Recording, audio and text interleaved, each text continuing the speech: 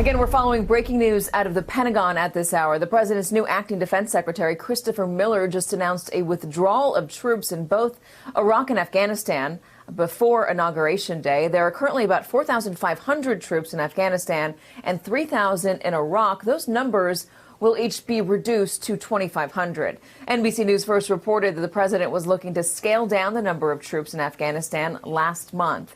Joining me now is NBC's Courtney Kube, who is at the Pentagon.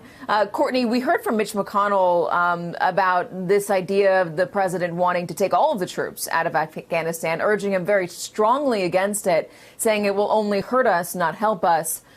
So put that into context with what you just heard at DOD. And that really wraps up what the two main headlines are today. One is that DOD has basically moved the goalposts for withdrawal. For months, years now, we've been hearing that any withdrawal from Afghanistan would always be conditions-based. One of the major conditions there was the Taliban reducing the violence on the ground in Afghanistan. That has not happened. Senior defense leaders, military officials consistently have said, as recently as only days ago, the Taliban have not reduced the violence to a level that the U.S. can further draw down. Well, today now we're hearing from senior defense officials and from Acting Secretary Miller that, in fact, well, it's more about making sure that the U.S. can still protect Americans and protect Afghans, so we can reduce down to 2,500 versus the 4,500. The other big headline today is exactly what we heard from Mitch McConnell. The reality is President Trump and senior leaders in this administration have made it clear that they want to draw down to zero in Afghanistan.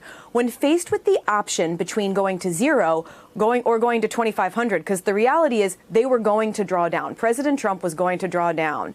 When faced with the option of 0 or 2,500, military leaders, and I suspect members of the Hill, will say, well, 2,500 is better than nothing. And that's the headline that we got out of here today. The military officials believe that they can make it work with 2,500, and it's better than going to 0 right now, Katie.